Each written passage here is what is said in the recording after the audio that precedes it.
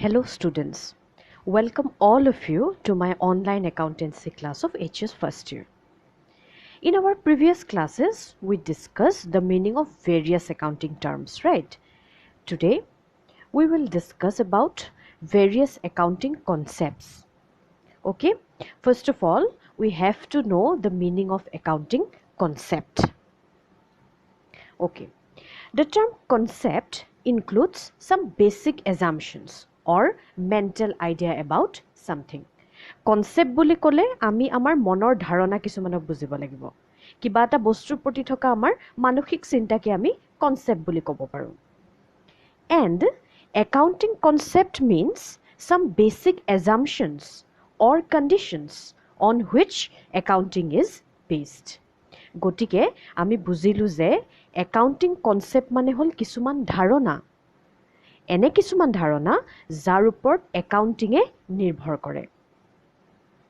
Accounting assumptions are the foundation of systematic and proper accounting, which are required to be kept in mind while doing the accounting work. These are based on assumptions which have been developed over a period of time and well accepted by the accounting profession. Accounting assumptions by accounting concept homo কিছুমান systematic accountingৰ ওপৰত ভিত্তি হয়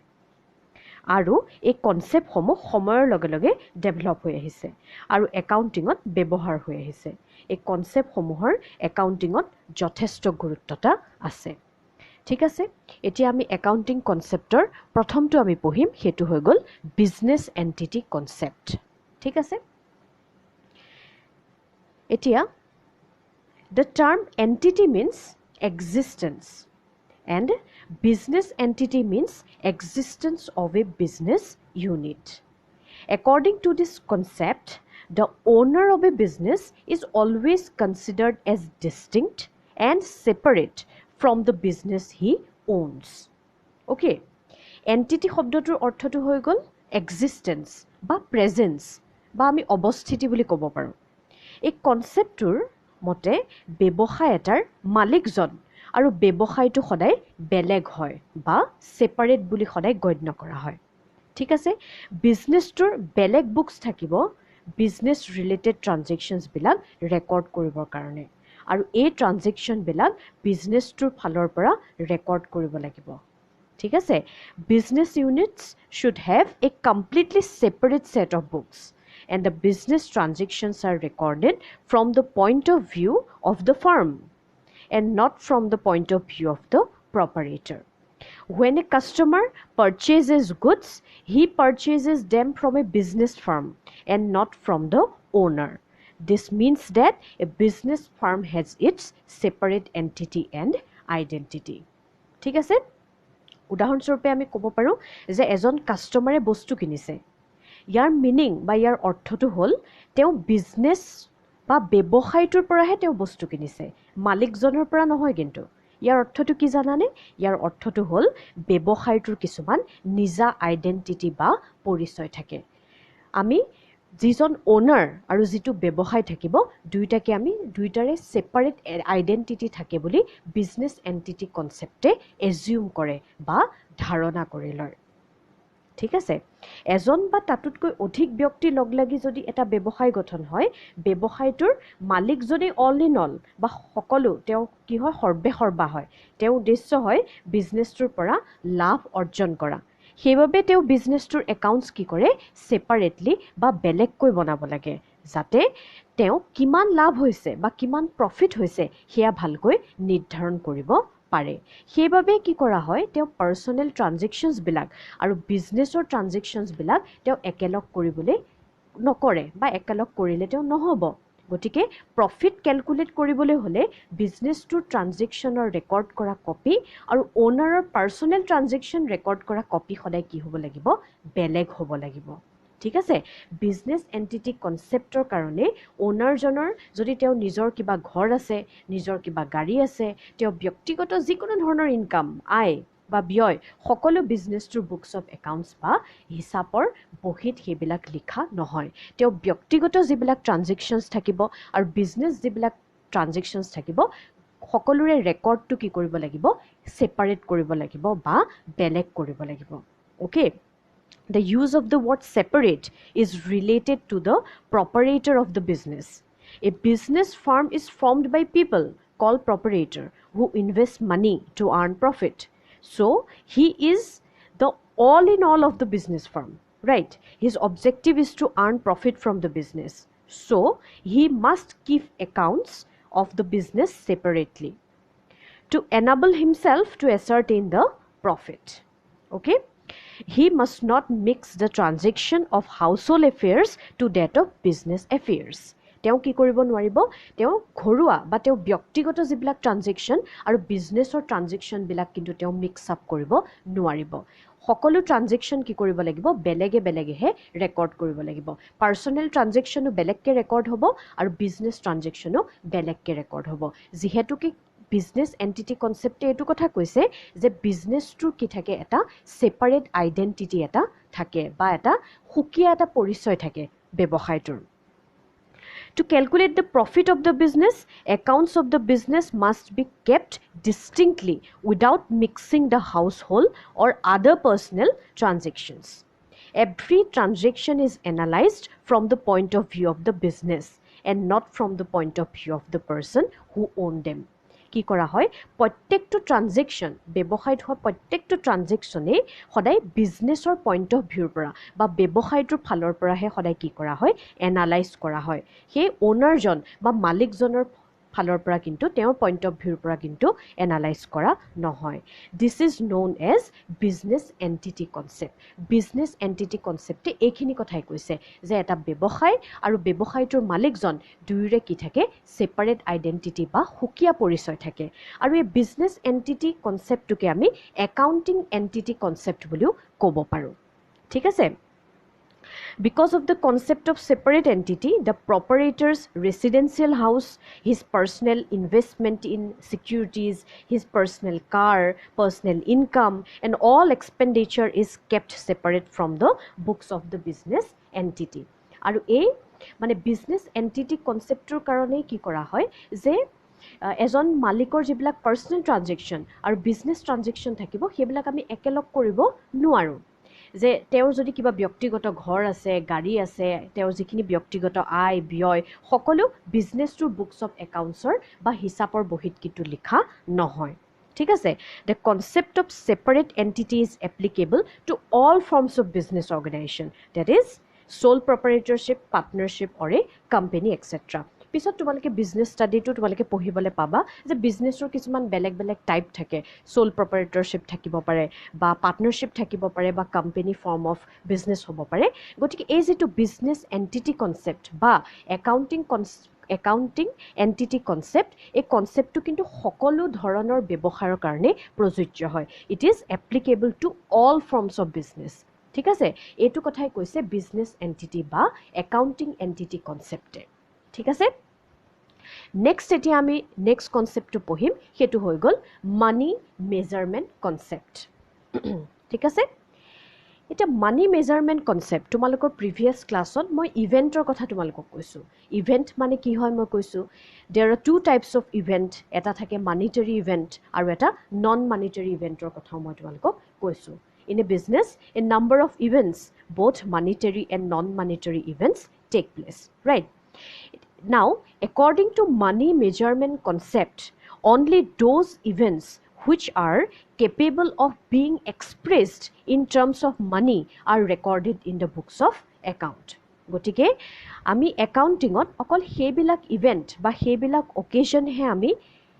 কি কৰিম লিখিম বা record কৰিম যিবিলাক ইভেণ্টক আমি মানিটাৰী টাৰ্মছত আমি এক্সপ্ৰেছ কৰিব পাৰোঁ বা যিবিলাক ইভেণ্টক আমি টকা পইচাৰে জুখিব পাৰোঁ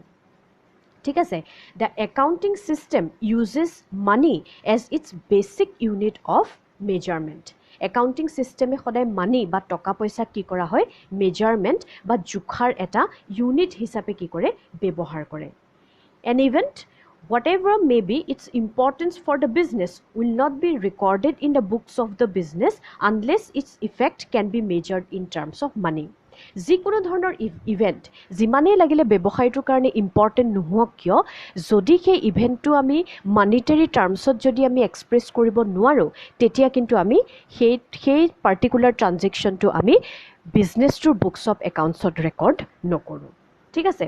for example, a strike by the workers, okay, a fight between production manager and sales manager. গম পাইছানে? কেতিয়াবা এনেকুৱা হয়, কেতিয়াবা কিছুমান এটা বিজনেছৰ যিবিলাক অ'নাৰ্ছ, যিবিলাক ৱৰ্কাৰ্ছ থাকে, তাহাঁতি কেতিয়াবা ষ্ট্ৰাইক কৰিব পাৰে। ঠিক আছে? ধৰ্মঘট কৰিব পাৰে। কিন্তু সেই ষ্ট্ৰাইকটো আমি মানিটাৰী টাৰ্মত কিন্তু কেতিয়াও আমি এক্সপ্ৰেছ কৰিব নোৱাৰোঁ। বা a fight between a production manager and a sales manager. এতিয়া প্ৰডাকশ্যন মেনেজাৰ আৰু ছেলছ মেনেজাৰৰ মাজত কিবা কথাক লৈ কাজিয়া লাগিছে। সেই পাৰ্টিকুলাৰ ইভেণ্টটো আমি কিন্তু কি কৰিব নোৱাৰোঁ, টকা পইচাৰে আমি জুখিব নোৱাৰোঁ বা মানিটাৰী টাৰ্মছত আমি এক্সপ্ৰেছ কৰিব নোৱাৰোঁ। গতিকে যিবিলাক ইভেণ্ট আমি মানিটাৰী টাৰ্মছত এক্সপ্ৰেছ কৰিব নোৱাৰোঁ, সেইবিলাক বুকছ অফ একাউণ্টছত ৰেকৰ্ড কৰা নহয়। গতিকে মানি মেজাৰমেণ্ট কনচেপ্টে অকল এইটো কথাই কৈছে যে যিবিলাক ট্ৰানজেকশ্যন আমি কি কৰিব পাৰোঁ, মানিটাৰী টাৰ্মছত এক্সপ্ৰেছ কৰিব পাৰোঁ, সেই ট্ৰানজেকশ্যনছবিলাক কি কৰা হয়, সদায় বিজনেছ এটাৰ বুকছ অফ একাউণ্টছত ৰেকৰ্ড কৰা হয়। ঠিক আছে? এণ্ড চাম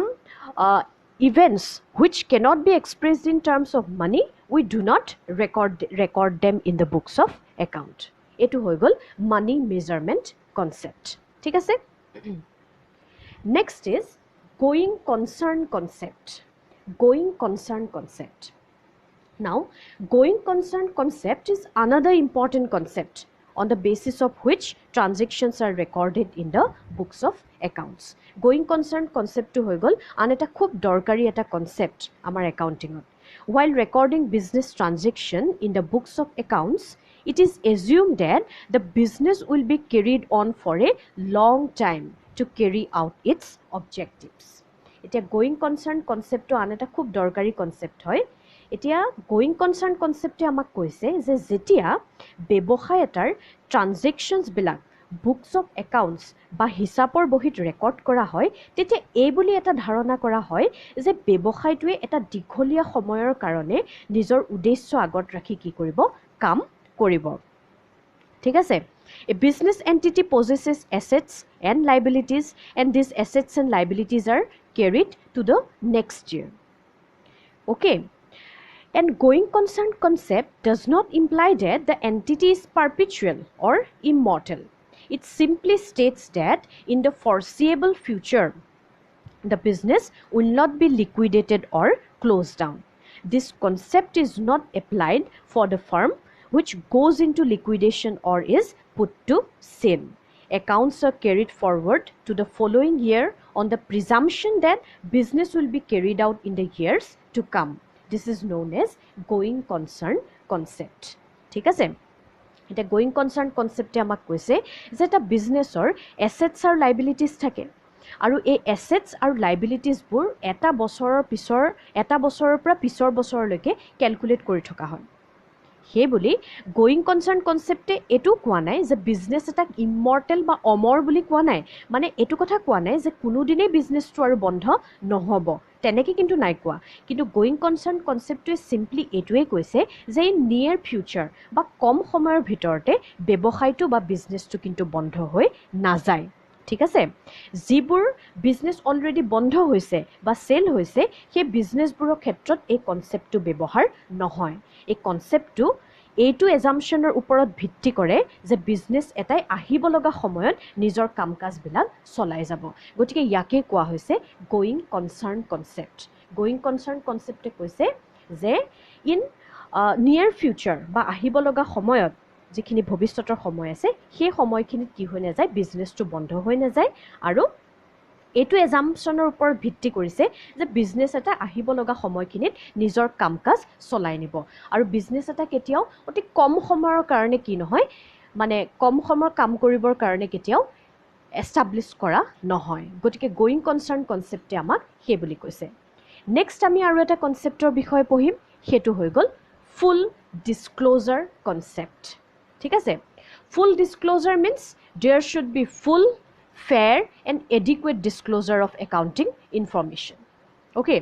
disclosure of significant information does not mean leaking out business secrecy.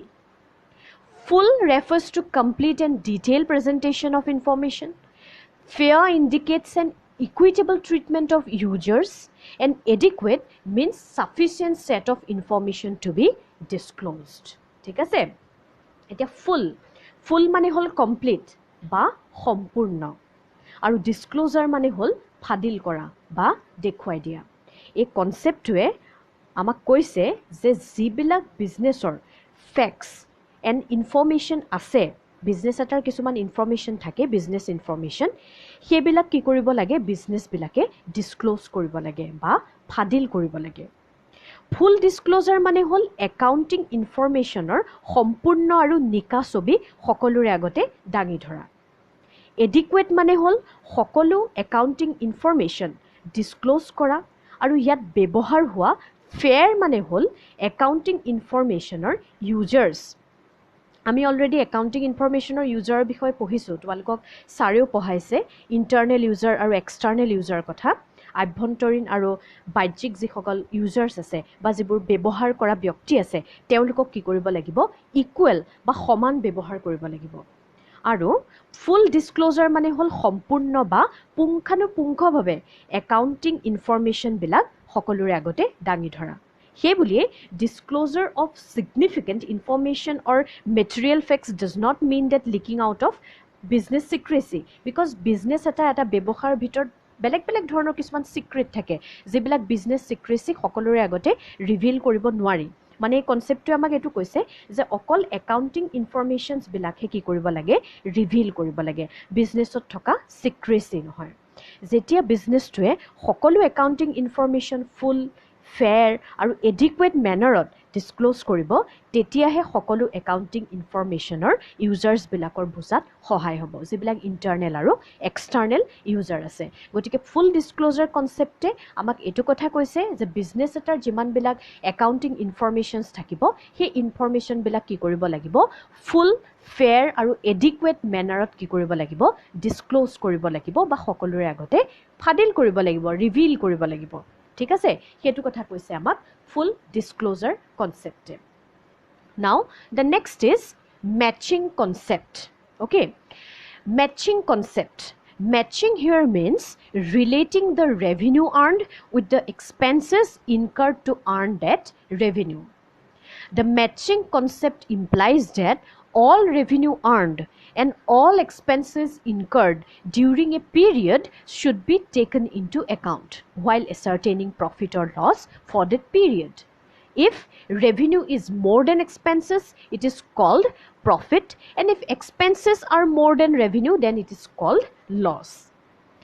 It a matching concept amak etu kotha koise je jiman business eta revenue hoy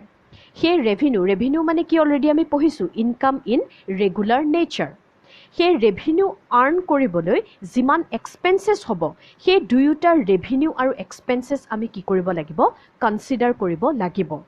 আৰু সেই এক্সপেন্সটো আমি ৰেভিনিউৰ পৰা মাইনাছ কৰি দিম ঠিক আছে মেটচিং কনচেপ্টৰ সহায়ত প্ৰফিটৰ কাৰেক্ট ডিটাৰমিনেশ্যন কৰাত আমাৰ সহায় হয় It states that expense in a period should be matched with revenue earned during that period. Yet, eta period ba সময়ৰ ভিতৰত হোৱা expense আৰু revenue match কৰা হয় বা মিলাই চোৱা হয়। এটা profit earn কৰাই হ'ল এটা businessৰ main aim নহয় জানো আৰু এই profitটো কি হ'ল revenue আৰু costৰ এটা result যদি ৰেভিনিউ কষ্টতকৈ বেছি হয় তেতিয়া আমি প্ৰফিট পাম আৰু যদি ৰেভিনিউ কষ্টতকৈ কম হয় তেতিয়া আমি লছ হ'ব ঠিক আছে সাপোজ মই এটা এক্সাম্পল দিছো that I have purchased 5 books at the rate of 100 মই 5খন কিতাপ কিনিলো 100 টকা মূল্যৰ গতিকে মোৰ টোটাল এক্সপেন্স কিমান হ'ল 500 rupees okay now I have sold those 5 books at the rate of 150 মই 5খন কিতাপ 100 টকা দি কিনিছিলো মোৰ টোটাল এক্সপেন্স হৈ গ'ল 500 টকা এতিয়া হে 5খন কিতাপে মই 150 টকাকে কি কৰিলো বিক্ৰী কৰি দিলো এতিয়া মই কিমান পাম 750 পাম ঠিক আছে 750 মোৰ আৰ্ন হ'ব গতিকে ইয়াত মোৰ প্ৰফিট হ'ব 250 rupees আমি কি কৰিলো 750 - 500 কৰি দিলো ঠিক আছে গতিকে আমি ৰেভিনিউ মাইনাস এক্সপেন্স কৰি দিলো ৰেভিনিউ মাইনাছ এক্সপেন্স কৰাৰ লগে লগে আমি কি পালোঁ 250 প্ৰফিট পালোঁ গতিকে আমি এটা বস্তু চাব লাগিব যে ৰেভিনিউ আৰু এক্সপেন্স বা কষ্টক আমি কম্পেয়াৰ কৰিব লাগিব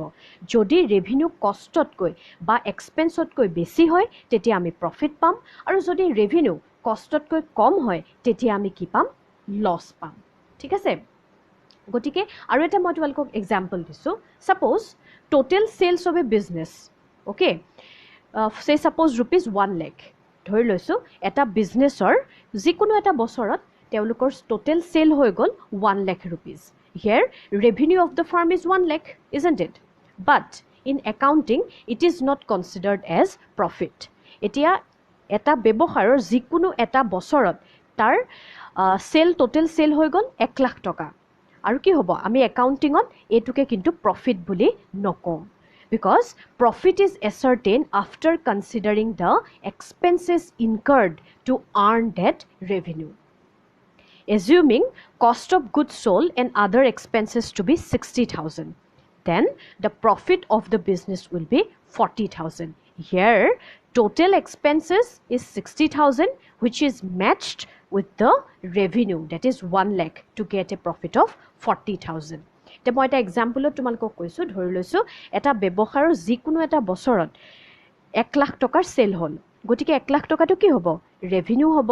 কিন্তু এই ৰেভিনিউটোকে আমি প্ৰফিট বুলি ক'ব নোৱাৰোঁ বিকজ প্ৰফিট এছাৰ্টেইন কৰিবৰ কাৰণে আমাক কি লাগিব এক্সপেন্স লাগিব আমি ধৰি লৈছোঁ যে বস্তুখিনি বনাওঁতে ব্যৱসায়টোৰ টোটেল খৰচ হ'ল 60,000 গতিকে এতিয়া আমি ক'ব লাগিব যে বিজনেছটোৰ প্ৰফিট হৈ গ'ল 40,000 1 lakh minus 60,000 গতিকে ৰেভিনিউ আৰু এক্সপেন্সটো আমি কি কৰিছোঁ কনচিডাৰ কৰিছোঁ আৰু যিটো 60,000 এক্সপেন্স হৈছে সেইটো আমি 1 lakh ৰেভিনিউৰ লগত মেটচ কৰিছোঁ to get A profit of 40,000 ঠিক আছে বুজি পাইছা 1 lakh হৈ গ'ল ৰেভিনিউ 60,000 হৈ গ'ল এক্সপেন্স 1 lakh minus 60,000 যিটো 40,000 পাম সেইটো কি হ'ব প্ৰফিট হ'ব গতিকে মেটচিং কনচেপ্টে আমাক এইটো কথাই কৈছে যে আমি কি কৰিব লাগিব ৰেভিনিউৰ লগত expense means income in regular nature তাৰ লগত আমি এক্সপেন্সটো কি কৰিব লাগিব কম্পেয়াৰ কৰিব লাগিব তেতিয়াহে আমি প্ৰফিট পাম যদি ৰেভিনিউ এক্সপেন্সতকৈ বেছি হয় তেতিয়া আমাৰ প্ৰফিট হ'ব আৰু যদি ৰেভিনিউ এক্সপেন্সতকৈ কম হয় তেতিয়া কি হ'ব বিজনেছটোৰ লছ হ'ব ঠিক আছে গতিকে আজি আমি এইখিনি যিমান আমি 5টা আজি কনচেপ্টৰ বিষয়ে পঢ়িলোঁ সেইকেইটা হৈ গ'ল বিজনেছ এণ্টিটি কনচেপ্ট বা accounting entity concept money measurement concept going concern concept right full disclosure concept and matching concept okay so' today we have discussed about 5 accounting concepts and I hope you have understood the accounting concept. But if you have any doubts, clear it in your next class tomorrow. Okay? So this is for today. Thank you so much.